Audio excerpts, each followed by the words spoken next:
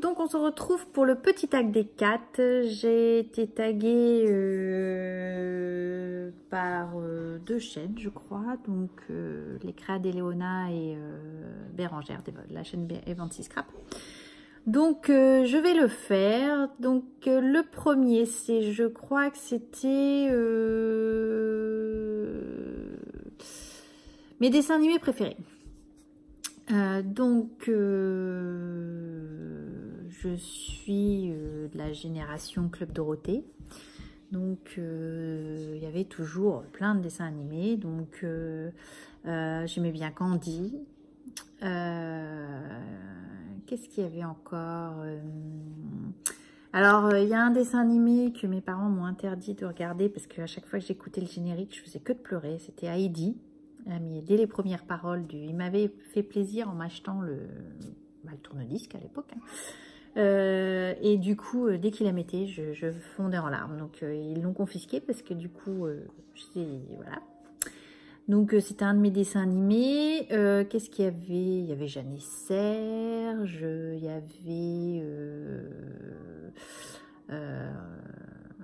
qu'est-ce qu'il y avait encore? Enfin bon, tout ce qui était Club Dorothée, hein.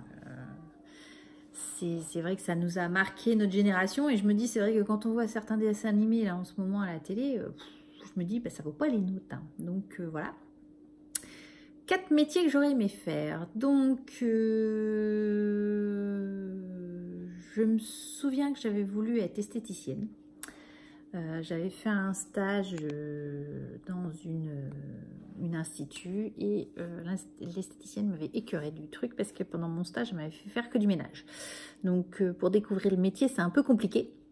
Donc, ça, j'avais enrayé. Après, je m'étais dit, je rentrerai dans l'armée pour être dans les bureaux. Donc, ça, c'est pareil. C'est bien quand on est célibataire. Mais une fois que j'ai rencontré mon mari, qui est devenu mon mari maintenant, j'ai tout de suite oublié l'armée. Après, j'ai voulu être opticienne. Puisque j'adore les montures originales, on va dire. Donc, mais ça a toujours été, hein, depuis que je porte des lunettes, c'est comme ça. Et du coup, j'avais fait un stage, ça m'avait super plu, j'étais super contente. Donc, c'était ce que je voulais faire. Par contre, les écoles étaient un peu loin et mes parents n'avaient pas les moyens que je parte dans l'optique. Donc du coup, je me suis orientée vers un métier de comptable, donc ça me plaisait pas à la base. Et en fin de compte, j'ai adoré, une fois arrivée donc je suis passée par un BEP, j'ai adoré la comptabilité. Après, j'ai fait mon bac pro. Du bac pro, je suis passée à faire mon BTS, mais il faut savoir qu'il faut s'accrocher, puisque partir d'une voie professionnelle pour revenir sur une voie générale, c'est très compliqué. Donc oui, effectivement, il faut s'accrocher. J'ai passé une première fois mon BTS, donc je l'ai raté à 0,5 près. Donc l'année suivante, j'ai dit, il n'y a pas, il faut que je le repasse en candidat libre. Donc j'ai repassé mon BTS en candidat libre, enceinte de 7 mois, puisque j'attendais mon fils. Et je l'ai eu. Donc voilà. Donc maintenant je suis comptable. Voilà.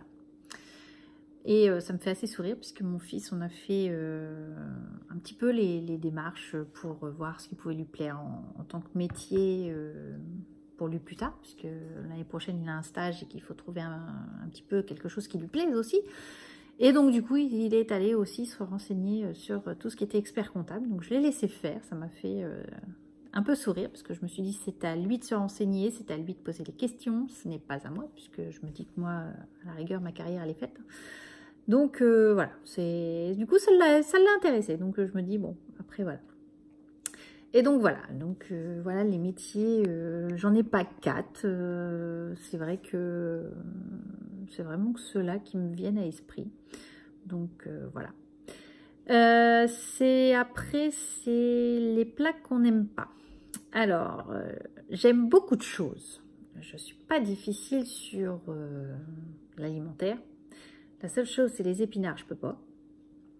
Et les petits pois, ça encore moins. Donc voilà, c'est 2 plats que j'ai un peu de mal. S'il faut vraiment que je le mange, c'est vraiment pas de plaisir. Voilà. C'est vraiment deux plats. Après, je mange de tout. C'est vrai que ayant un mari en plus cuisinier, donc voilà, on mange un petit peu de tout. Bon, à part peut-être les abats. Ça, les abats, c'est pas trop mon trick. Hein. Les oignons, les machins comme ça, bon. Bon, après, je mange de la langue de bœuf, hein, et j'adore ça. Mais ouais, les abats peut-être aussi rentreraient dans la case un peu compliquée. Mais sinon, mis à part ça, je mange de tout. Poisson, crustacés, tout. Donc voilà. Et qu'est-ce qu'il y avait en question quel pays j'aimerais visiter? Alors, quel pays j'aimerais visiter? Donc, j'ai déjà eu la chance de visiter un petit peu l'Espagne, tout ce qui était du côté d'Alicante. Mais ça, j'étais jeune. Donc, c'est vrai que j'aimerais bien y retourner pour l'Espagne. C'est un des pays, c'est un côté que j'aime bien. J'aime bien leur façon de vivre, on va dire. C'est-à-dire où on ne se prend pas la tête, mais même moi, des fois, je vis un peu à l'heure espagnole, hein, puisque je mange tard le week-end, j'ai pas d'horaire. Voilà, je pars du principe que la semaine, j'ai des horaires millimétrés et qu'il faut que tout ça rentre. Le week-end, vous voyez, j'ai pas de montre. Vous voyez, aujourd'hui, j'ai pas de montre. Ça, c'est avantages, c'est inconvénients, voilà. Et depuis que j'ai mon chez moi, c'est comme ça, quoi. C'est... faut pas s'attendre à ce que je mange à midi. Sinon, vraiment, c'est que j'ai quelque chose de prévu. Sinon, c'est très rare. Donc, voilà, c'est vrai que l'Espagne, j'aime bien. Après, c'est aussi par le fait que j'ai fait, plus jeune, j'ai fait du flamenco. Donc, voilà, c'est une culture que j'aime bien. Voilà, c'est même chez moi, on a planté un palmier. Vous voyez, comme quoi, c'est vraiment... en Normandie, hein, je précise, puisque je suis un peu plus proche, même si je suis dans la Sarthe, je suis un peu plus proche de l'Orne. Donc... chez nous, j'ai un beau palmier. Oui. Et ça pousse. Donc, voilà. L'Espagne, j'aimerais bien. Après, j'ai la... Alors, c'est une chance. J'ai ma tante qui vit aux États-Unis. Donc, je me dis, ça nous fait un pied à terre là-bas. Et si un jour, elle me propose d'aller chez elle, pourquoi pas, quoi. Voilà. Je pense que c'est un pays où il y a plein de choses à voir. Ou même le Canada, c'est quelque chose que j'aimerais bien aussi. C'est des... Peut-être même d'abord le Canada avant les États-Unis. Après, voilà, c'est deux grands pays. Et je me dis, en France, on a également des jolis petits coins. Tout ce qui est la Bretagne. Bon, j'ai des origines du Nord, donc dans le Nord aussi, il y a des beaux coins. Faut dire ce qui est. Donc, voilà, j'ai déjà fait le sud de la France. Donc, voilà, je pense aussi en France, il y a des beaux paysages. Après, voilà, ouais, ce serait mes pays. Retourner en Espagne, Canada, les États-Unis, ce serait sympa. Donc voilà. Après, je suis pas quelqu'un de compliqué, quoi. Je veux dire, je prends la vie comme ça. Ce qui en vient d'ailleurs au proverbe que je peux dire souvent. Arrive ce qui arrive, c'est souvent ce que je dis. Pour moi, je pars du principe que la vie est déjà tracée quand on est. On a nos cartes entre les mains et qu'on fait nos propres choix. Après, voilà, c'est... Comment vous expliquer? Je me dis que la vie, ouais, elle est tracée et que en fonction des choix que l'on peut faire, on a notre vie de tracée. Voilà,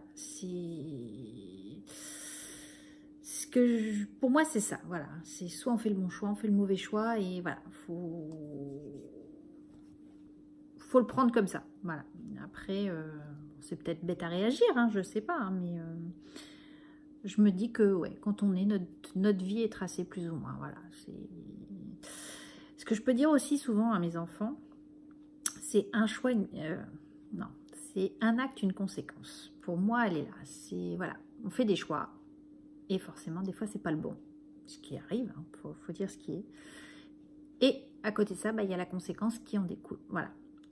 C'est voilà, un acte, une conséquence. C'est souvent quelque chose que je dis à mes enfants.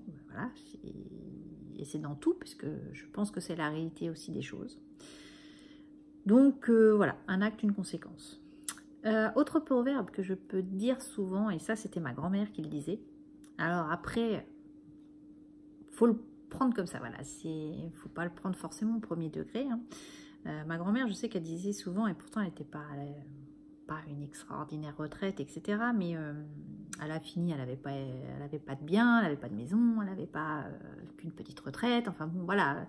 Mais elle disait l'argent c'est fait pour rouler. Et je me dis que quelque part, elle n'a pas forcément tort.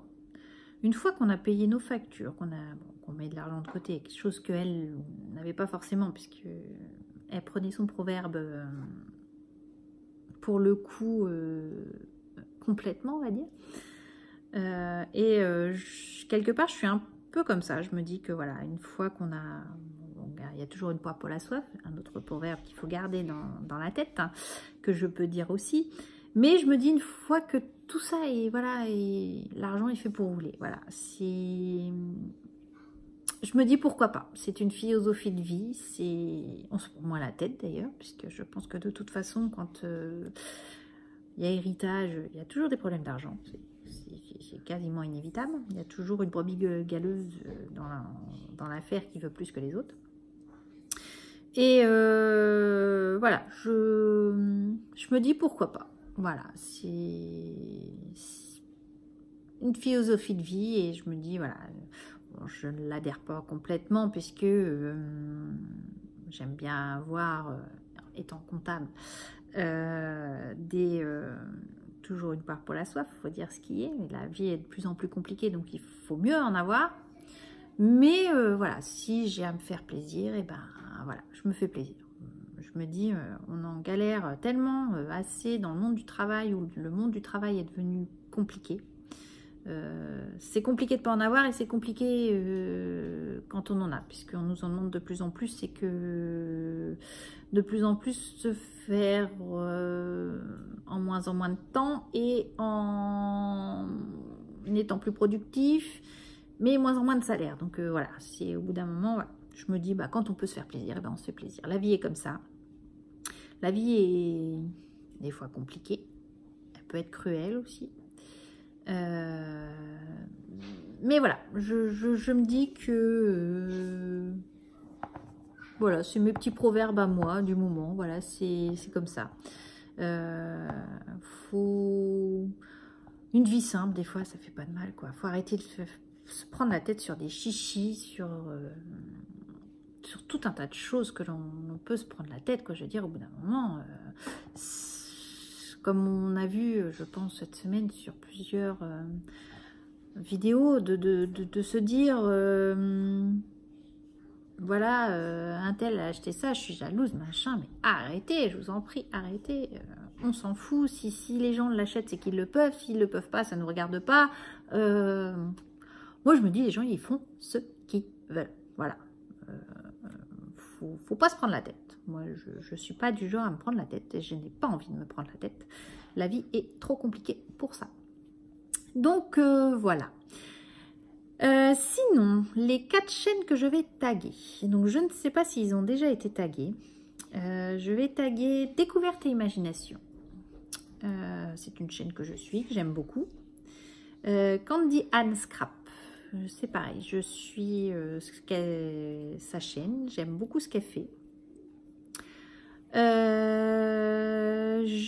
vais taguer Eden C Art qui fait beaucoup sur le mix média et j'aime bien regarder sa chaîne. Allez-y, allez faire un petit tour sur sa chaîne parce qu'elle fait des trucs mais super sympas et vous pouvez aller y faire un petit tour. Donc voilà, après, bon, il y a d'autres chaînes que je suis et qui ont déjà été taguées. Donc, voilà les 3 chaînes que j'ai envie de taguer et que je trouve qu'ils font des choses superbes. Donc, allez y faire un petit tour. Donc, voilà pour mon tag des 4. Je vous embrasse, je vous dis à bientôt. Scrapez bien. Bye bye!